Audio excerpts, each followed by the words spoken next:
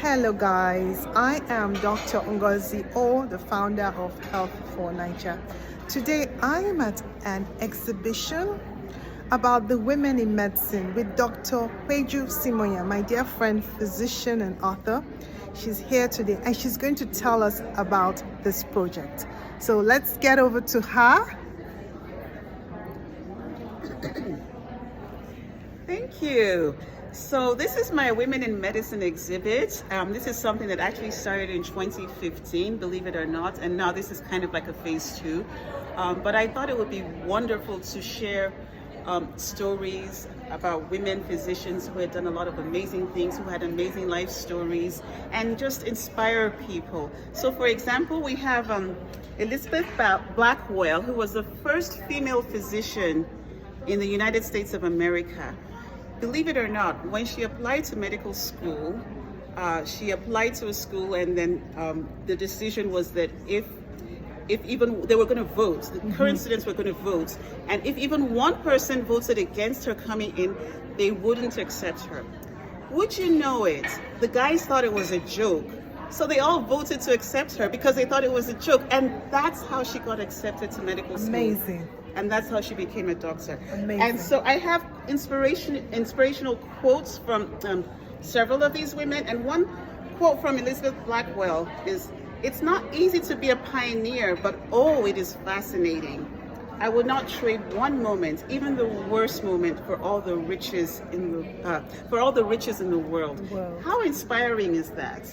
I have Professor Folashade Ogunshola, who is currently the Vice Chancellor of the University of Lagos in Nigeria.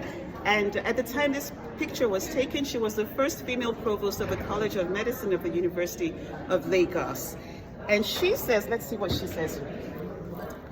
"You will have to work harder and smarter to be appreciated, so buckle down and start working. Being female in a demanding job, juggling the home life and work life is a daily struggle. Break things down into small, chewable sizes and deal with them one day at a time. Your daily choices will become your achievements or your failures." That's very good advice, I think, right? Here we have Dr. Debbie Salas Lopez. At the time this picture was taken, she was the chair of medicine at Lehigh Valley Hospital. She's not there anymore, but she was the first female chair of that department. And she said, let's see what she says, "My mission is to help others overcome obstacles. As you climb, you have to lift." Isn't that inspiring? We are doing the Women in Medicine exhibition, and this is with Dr. Peju Simonya. I am Dr. Ngozi O, the founder of Health for Naija, and I'm so happy to be able to share this experience with you.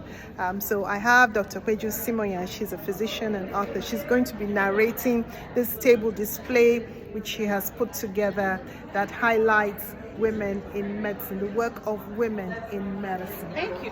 Here we have Dr. Sathya Jagannathan, who was actually my roommate and classmate during my MPH, my Master of Public Health year at Johns Hopkins, a long, long time ago.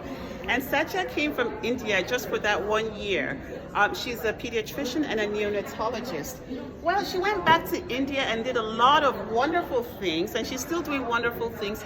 But one thing that I like to share about is that they had a relatively high infant mortality rate, and they also had very expensive equipment that couldn't be repaired when it was fixed, and when it was broken, and it was very expensive. So she got together. She worked together with local electricians and carpenters, and they came up with something that was locally available and that was sustainable, and that's something that was much, much, much more affordable. And guess what? It made an impact. Let me read her statement. "I was deeply moved by the plight of women when their babies died. Working together with local electricians and carpenters, we designed low-cost incubators made from locally available materials. The infant mortality at our hospital was reduced by almost 50%. Can you believe that? So sometimes just using what you have and being creative makes all the difference and costs much less money. So let's go back to this table. Professor Olayinka Omigbodun is the current provost of the College of Medicine of the University of Ibadan in Nigeria. She's the first female in that position, but she's also the first female professor of psychiatry in the whole country. And a shout out to all mothers, parents, but mothers in particular. And I want to read her statement. It was a tribute to her mom. My wife's mother was a constant role model. She helped build my self-esteem. In a male-dominated society, I was made to feel just as important as the boys. And I'm sure that's a big part of the reason why she's provost today. Wonderful.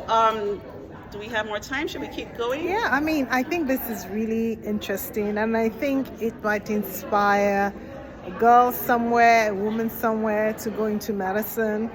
And we need more women in medicine. So I think we should listen to some more inspiring words from Dr. Peju Simonian. Okay, so let's see. Dr. Virginia Steen is a professor of medicine at the at Georgetown University School of Medicine. And let's see what her advice was.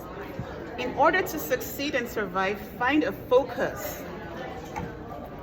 Find a focus, find a passion, and find a niche. So we're encouraging creativity, right? We're saying people can do more than one thing, and yes, you can do more than one thing, but it's important to have, for at least for academic work, have an area of focus where you can really make an impact, all right? And it doesn't mean you have to do that one thing for the rest of your life, but it really is important to have a focus when it comes to academic work. I want to talk about Ida Scudder. So I also have like historical figures. Ida Scudder was a missionary to India. She had such an amazing story. She was born to American parents in India. Her father was a medical missionary, and she had no desire to follow in her father's footsteps. I believe her grandfather was also a medical missionary. And so she had left India and come back to the United States, but was visiting her parents in India. And then she had a life-changing experience in one night. In one night, three different local men came to ask for help for their wives who were in labor. And even though Ida's father was a doctor, they wouldn't allow a man to touch their wives. So they refused to be helped. They refused help from her father, the doctor, and she couldn't help them because she didn't have any medical training at the time. So remember, this is somebody who didn't have any desire to be a doctor.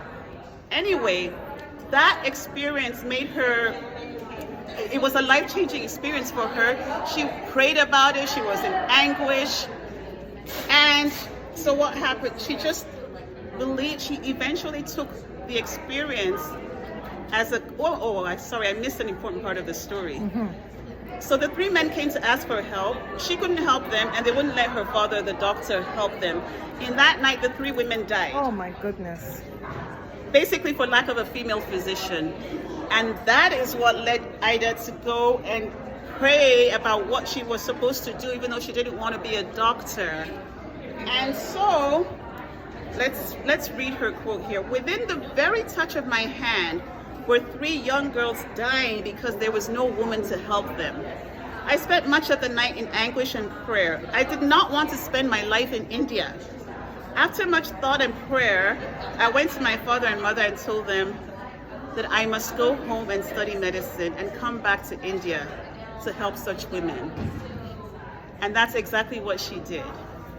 That's incredible. And today the Christian Medical College is still one of India's best medical schools, and that was founded by Ida Scudder. She came back to the US, trained as a doctor, and then went and spent the rest of her life in India, and eventually started a medical school, which is now known as the Christian Medical College. So this is a picture of Ida Scudder as a medical student, and this is a picture of her when she started her roadside clinics. It took several years for them to actually get to the point where they had a medical school.